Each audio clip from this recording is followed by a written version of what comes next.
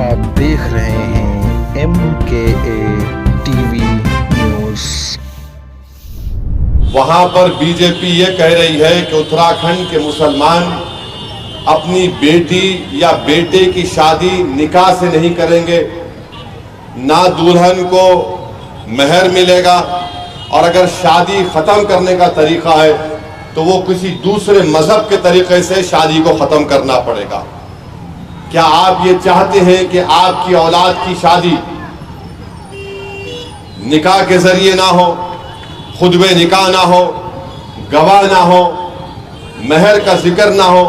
ये बीजेपी करना चाह रही है। दूसरा, बीजेपी ये करना चाह रही है कि हमारे मुल्क के आईन को तब्दील करना चाह रही है, और अगर हमारा मुल्क का आईन तब्दील या ख़त्म करके नया लिखा जाएगा तो इसमें सबसे बड़ा नुकसान दलितों को होगा, मुस्लिम अक़लियत ईसाइयों को होगा, और हमारे बैकवर्ड क्लास के भाई बहनों को होगा। मुस्लिम अक़लियत का नुकसान यह है कि मौजूदा आईन में मसावात, राइट टू इक्वालिटी एक फंडामेंटल राइट है, हम उससे महरूम हो जाएंगे। आर्टिकल 29 दफा 29 के तहत अक़लियतों को इस बात की इजाजत दी गई कि अपनी तहजीब का तहफ़्फ़ुज़ कर सके, और दफा 30 के तहत हम अपने पसंद के तालीमी इदारे खोल सकते हैं, चाहे वो मदरसा हो, मेडिकल कॉलेज हो, इंजीनियरिंग कॉलेज हो, स्कूल हो, जिसमें हम, अगर प्राइवेट होगा तो हम 100% उसमें जो अक़लियत खोलती है उनके बच्चों को एडमिशन देंगे। बीजेपी को खत्म कर देगी। तीसरा, बीजेपी ये करना चाहती है कि कानून है, वो कानून ये है कि 15 अगस्त 47 को 47 को जो मंदिर थी, मस्जिद थी, गिरजाघर था, वो वैसे ही रहेगा, उसको तब्दील नहीं करेंगे। बीजेपी चाहती हो कानून को ही खत्म कर दे, ताकि हर इबादत गाह पर कोई कह दे कि यहां पर ऐसा था, वहां पर तोड़ के बनाया गया। चौथा यह है कि हिजाब और निकाब एक मसला बन के रह जाएगा। आप देख रहे हैं कि मजहब तब्दीली करने के लिए जहां पर बीजेपी इख्तिदार में है, वहां पर कानून ये बन चुका है कि आपको कलेक्टर से इजाजत लेना पड़ेगा मजहब तब्दील करने के लिए। तो ऐसे बहुत से चीजें हैं जो बीजेपी करना चाहती है। अगर आप एक और बात देख लो, आप बीजेपी अखबार में इश्तिहार दे रही है कि हम ये करेंगे, ये 8-10 चीजों की फोटो है, आप जाकर देख लो, उसमें लफ्ज मुसलमान तो छोड़ो, लफ्ज अक़लियत भी नहीं है, उसमें लफ्ज अक़लियत भी नहीं है। तो इसीलिए हम आपसे अपील कर रहे हैं कि ये मामूली पार्लियामेंट का इलेक्शन नहीं है, ये हमारे लिए एक जिंदगी मौत का पार्लियामेंट इलेक्शन ना बन जाए। इसीलिए मेरी आपसे गुजारिश है, चाहे हल्का असेंबली चार मीनार हो, या खुदपुरा हो, मलकपेट हो, बल्कि पूरा तेलंगाना हो, पूरा मुल्क हो, आपको और हमको अपने के कोर्ट को इस्तेमाल करना पड़ेगा। और एक अहम वजह क्या है कि भारत की पार्लियामेंट में जब हमारे बुजुर्गों ने यह फैसला किया कि भारत की जमहूरियत को पार्टिसिपेटिव फॉर्म ऑफ डेमोक्रेसी यानी शिराकतदारी की जमहूरियत रखेंगे, जिसमें हर मजहब, जात, समुदाय का आदमी जीत कर आएगा। आज की लोकसभा में हमारे वतन अजीज में, भारत में 17 करोड़ मुसलमानों की आबादी है, 14%। 2011 के सेंसस के मुताबिक 4.5% खाली मुस्लिम MP है, 4.5% खाली। अब आप देख लीजिए कि महाराष्ट्र में 48 लोकसभा की सीटें हैं। ना कांग्रेस ने, ना शरद पवार ने, ना उद्धव ठाकरे ने एक भी मुसलमान को टिकट नहीं दिया, एक भी, 48 में से एक भी नहीं। और महाराष्ट्र में मुस्लिम अक़लियत करीब 1 करोड़ 10 लाख है, 12-13% है। अब आप देख लीजिए, छत्तीसगढ़ में नहीं दिया कांग्रेस ने मुसलमान को टिकट, मेघालय में, नागालैंड में, सिक्किम में, त्रिपुरा में, गुजरात में, मध्य प्रदेश में, राजस्थान में, अरुणाचल में, गोवा में, हिमाचल में, झारखंड में, मणिपुर, मिजोरम, पंजाब, तमिलनाडु और उत्तराखंड। आप समझ रहे मेरी बात को कि एक तरफ तो हमको टिकट नहीं दिया जा रहा है, दूसरी तरफ बीजेपी ये काम करना चाह रही है। तो बताओ, तुम्हारा गम, तुम्हारी राय कौन लड़ेगा पार्लियामेंट में जाकर फिर? तो इसीलिए मेरी आप तमाम से गुजारिश है कि आपके लिए, हमारे लिए ये इलेक्शन बड़ा अहम है, और आप देख रहे हैं कि मौजूदा वजीर आजम ने खुलम खुला कह दिया कि भारत का मुसलमान घुसपैठी है। आप बताइए, इतनी बड़ी आबादी, 17 करोड़ की मुस्लिम अक़लियत की आबादी, 133 करोड़ का वजीर आजम, और ये जबान, घटिया जबान इस्तेमाल करते और कहते हैं कि हिंदू बहनों के गलों से मंगलसूत्र उतारकर मुसलमानों को दिया जाएगा, और कहते हैं कि मुसलमान ज्यादा बच्चे पैदा करते हैं। मेरे अजीज दोस्तों और बुजुर्गों, वजीर आजम की जबान से ये अल्फाज निकलना, अगर आप इसके बावजूद भी बेदार नहीं होंगे तो खुदा की कुदरत और कुछ नहीं कर सकती आपके लिए, हमारे लिए।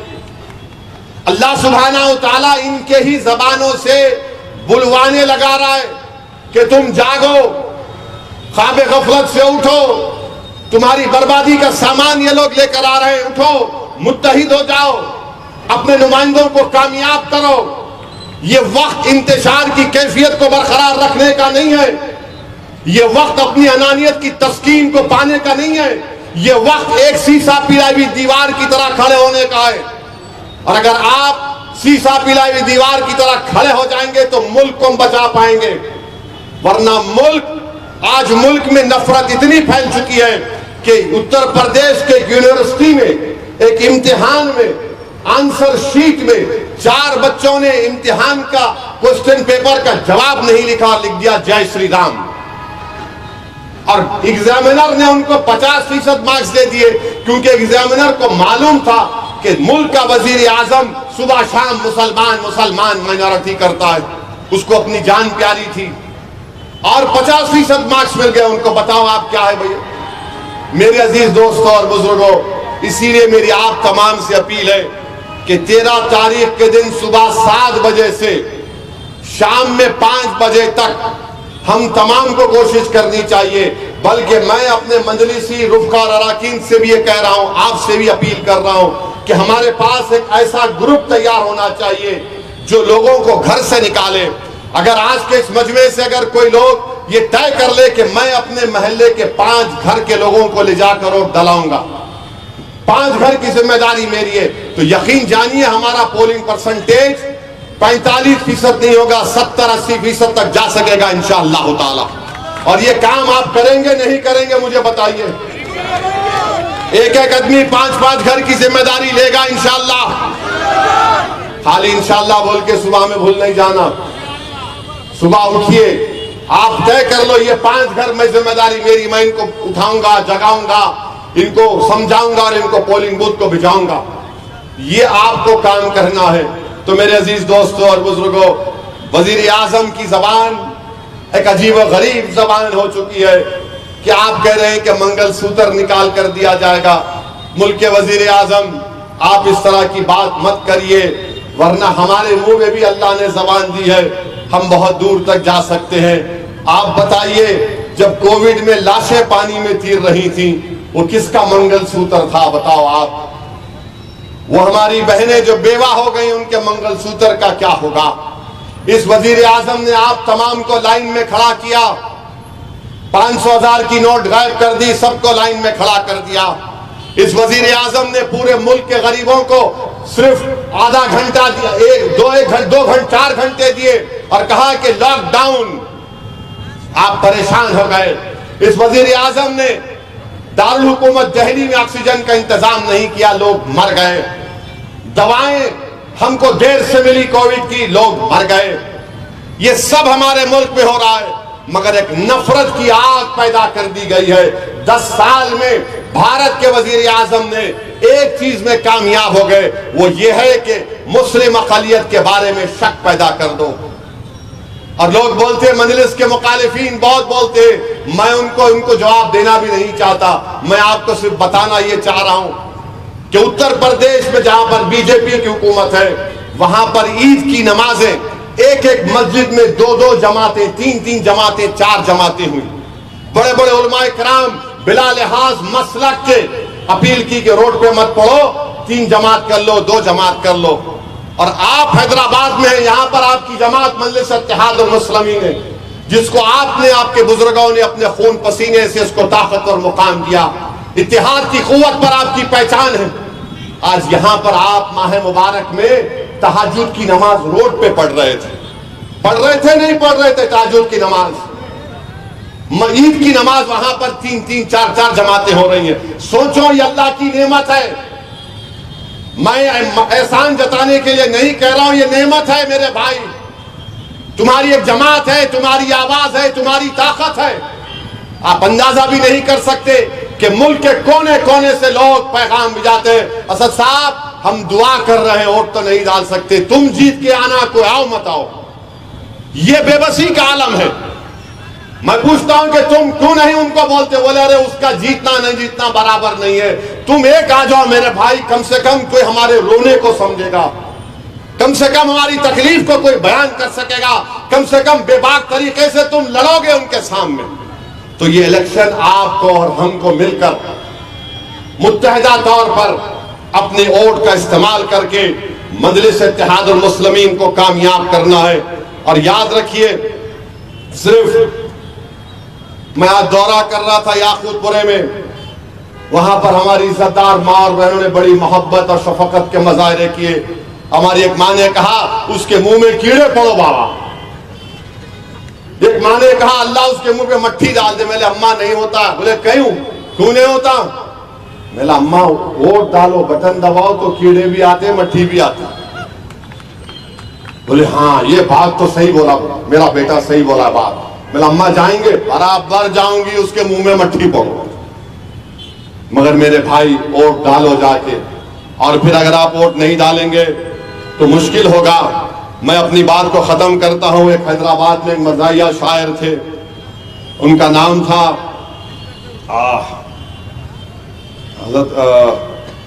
गौस खामखा। गौस खामखा ने अच्छा लिखा था, मोदी के बारे में लिखा था शायद। तो गौस खामखा की इस जुमले पे खत्म करता हूं, जरा बाद में साथ दो आप मेरे को।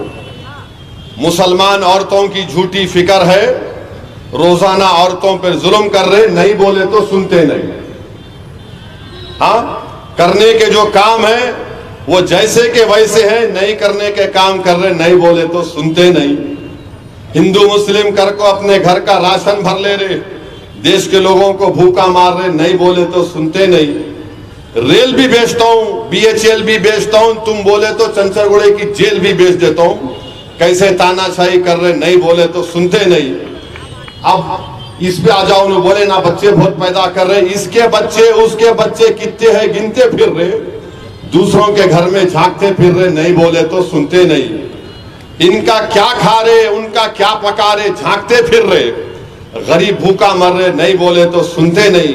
हैदराबाद का नाम बदल के भाग्यनगर रखते कते, बाप की जागीर कहीं को समझ रहे, नहीं बोले तो सुनते नहीं। अब आप लोग अपनी अपनी बेगम को लेके जाएंगे 13 तारीख को। आवाज नहीं उठाए तो हाथ तो उठा लो, नहीं तो फिर मेरे को नहीं बोलना पड़ेगा, नहीं बोले तो सुनते नहीं। सुनते ना बात को। देखो पाशा भी मुस्कुरा रही उम्र में माशाअल्लाह। हमारा शरीक मोहतमद जवान है आज भी अल्हम्दुलिल्लाह। तो आप तमाम से अपील है 13 तारीख के दिन एक होकर पोलिंग बूथ को जाइए, इस मुल्क को बचाइए, इस मुल्क की तहजीब को बचाइए। इस मुल्क हफ्ते का दिन है, 12 को इतवार है, 13 को पीर है। तो बहुत से लोग अभी से प्रोग्राम बना लिए, अरे मियाँ 3 दिन की छुट्टी मिलती है अपन निकल जाएंगे। ये अजीब और गरीब मामला है। आपको अगर जाना है तो आप 13 के बाद जाओ ना। ये हिंदुस्तान की तारीख का सबसे खतरनाक और अहम पार्लियामेंट का इलेक्शन है। अगर आप बोलेंगे भाई, एक साहब मेरे को बोले कि अरे नहीं असद साहब आप तो जीत रहे, कैसा भी? बोला कैसा मालूम आपको? इल्म गैब है आप कहने, या आप कहने कश्फ करामात जारी हो रहे? नहीं हम दुआ कर रहे। अरे मेरे भाई, तारीख गवाह है कि दुआ के साथ मैदान अमल में आना पड़ता आपको। दुआ कर भाई, यकीनन दुआ बहुत बड़ी चीज है। अगर दुआ पे ही सब हो जाता तो फिर लोग को मेहनत ही नहीं करना पड़ता। यकीनन नेक लोगों की दुआएं हमारी मेहनत में एक रहमत की तरह साबित होती हैं, और मेहनत तो करना है। तो इसीलिए मेरी आपसे गुजारिश है उन हजरात से भी मेरी गुजारिश है कि हैदराबाद छोड़ के मत जाइए, रहिए, अपनी वोट का इस्तेमाल करिए अपनी जमात की कामयाबी के लिए। बीजेपी अगर खुदा ना खास्ता दोबारा बरसर इख्तिदार आती है तो आपका यानी मुस्लिम अक़लियत का रिजर्वेशन ख़त्म करेगी। रिजर्वेशन ख़त्म होगा तो जो गवर्नमेंट के medical, engineering, MBA, MCA colleges में जो एडमिशन मिलता 4% का ख़त्म करेगी। नौकरियां मिलती है कांस्टेबल की, ख़त्म हो जाएंगी। बीजेपी अगर दोबारा इख्तिदार पर आएगी तो इस मुल्क में यकसा सिविल कोड को नाफिज करेगी। यकसा सिविल कोड क्या है? उत्तराखंड एक रियासत है जहां पर बीजेपी इख्तिदार में है, वहां पर उन्होंने इस कानून बना दिया और वो कानून ये कहता है कि मुसलमान शादी करेगा तो स्पेशल मैरिज एक्ट के तहत करेगा, यानी निकाह से शादी नहीं होगी। शादी कैसी होती मुसलमान में? काजी साहब आते, खुतबे निकाह होता, गवाह होता, फिर लिखते कि महर मौजल होगा, क्या होगा। अब महर भी नहीं दे सकते आप दुल्हन को, ये बीजेपी ने किया है। और अगर शादी को छोड़ना है, तलाक है या खुला है तो सब खत्म उत्तराखंड में। ये बीजेपी करना चाहती है पूरे मुल्क में। मेरी बात को गहराई से सोचिए आप। बीजेपी भारत के आइन को, कॉन्स्टिट्यूशन को खत्म करना चाहती है। जो दलित भाइयों को रिजर्वेशन मिल रहा उसको खत्म करना चाहती है। बैकवर्ड क्लास के जो लोगों को रिजर्वेशन मिल रहा उसको खत्म करना चाहती है। और भारत के आइन में दफा 29 और 30 के तहत अक़लियतों को, जिसमें मुसलमान, ईसाई शामिल है, आपकी तहजीब को बचाने का उसमें प्रोविजन किया गया। आप अपने पसंद के तालीमी इदारे खोल सकते, चाहे मदरसा हो, इंजीनियरिंग, मेडिकल कॉलेज हो, ये सब खत्म कर देना चाहती है बीजेपी। इसीलिए मैं कह रहा हूं CAA का कानून बीजेपी NPR NRC से करना चाह रही है, जोड़कर नाम निकलेगा यहां पर इस जगह का और किसी एक बल्दिया का ऑफिस में नामों की लिस्ट लगाई जाएगी और कोई आके बोलेगा कि मुबीन के नाम पर मेरे को इतराज है, तो गवर्नमेंट बोलेंगे मुबीन अब तुम बताओ कि तुम इस मुल्क के शहरी हो या नहीं हो। ये आसाम में हो चुका है, सुप्रीम कोर्ट के हुक्म पर हो चुका है। इसीलिए मेरी आपसे दर्दमंदाना अपील है कि ये मामूली पार्लियामेंट का इलेक्शन नहीं है, ये हमारे मुल्क का एक तारीखी इलेक्शन होने वाला है। अगर आप लोग काहली और कोताही का शिकार होंगे और उस वक्त खुदा ना खास्ता ये माहौल पैदा होगा तो तब जाके एक आधी प्याली कप चाय, उस्माना बिस्किट लेके, नहीं मियां असद साहब बोले थे, अपन यकीन नहीं करें, देर हो जाएगी। अभी से आप एक एक वोट को इस्तेमाल करो ताकि एक बहुत बड़ा पैगाम हम बीजेपी को दे सकें कि हम तुम्हारे इन तमाम फैसलों को मुस्तरद करते हैं। और हिंदुस्तान की पार्लियामेंट में जब इस मुल्क को जमहूरियत दी गई, आजादी मिली, तो हमारे बुजुर्गों ने फैसला किया कि भारत की जमहूरियत शिराकतदारी की जमहूरियत होगी, यानी हर तबके का, फिरके का, मजहब के लोगों की नुमाइंदगी पार्लियामेंट में होगी। आज हमारे मुल्क की लोकसभा में, हमारे वतन में मुसलमानों की आबादी, मुस्लिम अक़लियत की आबादी 14% है। कितने आपके MP जीत के आते? 4.5%, सिर्फ 4.5% जीत कर आते। और अगर आप ये समझेगा नहीं भाई जीत तो रहे नु, कौन हराता है इनको, मेरे भाई इंशाल्लाह जीतेंगे। मगर क्या आप कोताही और काहली के मुजाहरे कर सकेंगे? नहीं करना चाहिए। महाराष्ट्र में 48 लोकसभा की सीटें कितने हैं? 48। ना कांग्रेस ने, ना उद्धव ठाकरे ने, ना शरद पवार ने एक भी मुस्लिम अक़लियत को टिकट नहीं दिया। और कौन टिकट दिया? इम्तियाज जलील मजलिस से लड़ रहे मौजूदा MP जो हैं। अब उठाकर देख लो, मध्य प्रदेश में कांग्रेस ने नहीं दिया, राजस्थान में किसी मुसलमान को नहीं दिया, छत्तीसगढ़ में नहीं दिया।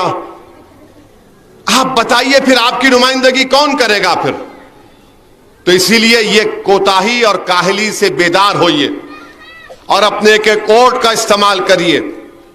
और ये आपका इलेक्शन है, कैंडिडेट आप हैं, हिंदुस्तान के मुस्तकबिल का फैसला आप करने वाले हैं। ठहरिए, हिंदुस्तान के मुस्तकबिल का फैसला आप करने वाले हैं। तो मेरी आपसे अदबन गुजारिश है कि 13 मई के दिन सुबह 7 बजे से शाम में 5 बजे तक जो वोट जाके डालना, और जो डाल दिए उनसे गुजारिश है कि लोगों को तरगीब देना, फोन मिलाना, व्हाट्सएप पे कॉल करो, आप अपनी बेटे को बोलो, बहू को बोलो कि भाई जाओ, लोगों को बोलो वोट डालो। ये हिंदुस्तान की तारीख का सबसे नाजुक तरीन पार्लियामेंट का इलेक्शन है, इसीलिए मेरी आपसे गुजारिश है। और आखिरी बात, जो बीजेपी के उम्मीदवार ने जो एक मस्जिद के तरफ तीर का निशाना किया, अब इससे बढ़ के खुदरत आपकी आंख खोलने के लिए और क्या करेगी? खुदरत आपसे कह रही है, ये इनके अज़ाइम है, ये करना चाह रहे हैं। क्या आप वो होने के बाद उठेंगे या पहले से आप बोलेंगे ओ हो अभी से ये हरकत करना चाह रही है बीजेपी मुल्क में? तो मेरी आप तमाम से गुजारिश है, आप अपना एक कोर्ट का इस्तेमाल करिए, अपने अफराद खानदान को लेके जाइए, और इस मुल्क में नौजवानों का मुकद्दर नरेंद्र मोदी ने बेरोजगारी बना दिया। 400 पार सीट मोदी बोलता है, मगर आज हमारे वतन में पेट्रोल 100 पार हो चुका है, महंगाई आसमानों को छू रही है, गरीब के बच्चे स्कूलों में, प्राइवेट स्कूलों में नहीं पढ़ सक रहे, नौकरियां नहीं है। तो इसीलिए मेरी आपसे गुजारिश है कि मजलिस आपकी जमात है, मजलिस ने तरक्याती काम अंजाम दिए हैं। मजलिस की नुमाइंदगी पर तेलंगाना के टिमरी स्कूल खोले गए, बहादुरपुरा में अंसारी रोड पर एक स्कूल है, चंद्रायन गुट्टे में है, बड़े बड़े स्कूल खोले गए, बस्ती दवाखाने मजलिस की नुमाइंदगी पर खोले गए। यकीनन और भी तरक्याती कामों को अंजाम देना है, मगर ये तो सब अपनी जगह पर है। मगर याद रखिए, जो मैंने शुरुआत में आपसे कहा उस पर जहन लगाइए। हिजाब का मसला है, आपको अंदाजा भी नहीं है कि उत्तर प्रदेश में बीजेपी की सरकार है। ईद की नमाज आप इंटरनेट पर जाकर देखो, बड़े बड़े उलमाए किराम ने बयान दिया कि ईद की नमाज रोड पर नहीं पढ़ेंगे आप, बल्कि मस्जिद में, इस मस्जिद में 2 बार ईद की नमाज होगी, इस मस्जिद में 3 मरतबा होगी। और हैदराबाद में आपकी जमात है मजलिस, और आप तहज्जुद की नमाज रोडों पर पढ़ रहे थे। आप तहज्जुद की नमाज रोडों पर पढ़ रहे थे। क्यों पढ़ रहे थे? क्योंकि आप मुत्तहिद है, आपकी एक आवाज है मजलिस इत्तेहादुल मुस्लिमीन के रूप में। हम सियासी तौर पर यतीम नहीं है जो उत्तर प्रदेश में आज वह अपने आप को बेसहारा और लाचार मानते हैं। तो मेरी आपसे अदबन गुजारिश है, बुजुर्गों से, मेरी इज्जतदार माँ और बहनों से, नौजवानों से, खास तौर से नौजवानों, आपके मुस्तकबिल की लड़ाई मजलिस लड़ रही है। अगर उस दिन आप लोग सोते रहेंगे और वोट नहीं डालेंगे, दोपहर में 1 बजे उठेंगे, छुट्टी है, अब्बा रात में दोस्तों के साथ जरा यहां जाता हूं, वहां जाता हूं, आपको सुनिए, आपका काम यह है कि सब आज से जहन बनाइए, बोलते रहिए। मस्जिदों से ऐलान हो रहा है वोट डालो, अब घर में भी बोलिए, एक होकर अपने घर से निकलकर, और जो पोलिंग बूथ को जाएंगे आप सेल फोन लेके नहीं जाएंगे। सेल फोन पोलिंग बूथ में इजाजत नहीं है। सेल फोन लेके गए, प्रिसाइडिंग अफसर बोलता जाइए, आप सेल फोन लेके बाहर रखिए, या बाहर कहां रखेंगे आप? बाहर रख ही नहीं सकते आप। बाज लोग चिढ़ के चले गए, मैं नहीं डालता वोट, उनके पीछे उनके घर वाले भी चले गए। नुकसान किसका हुआ? आपका हुआ, आपकी पार्टी का हुआ। अंदर जाइए, पतंग के निशान पर बटन दबाइए और खूब दुआ करिए कि अल्लाह हमारे वतन अजीज को बचा ले, अल्लाह भारत को बचा ले।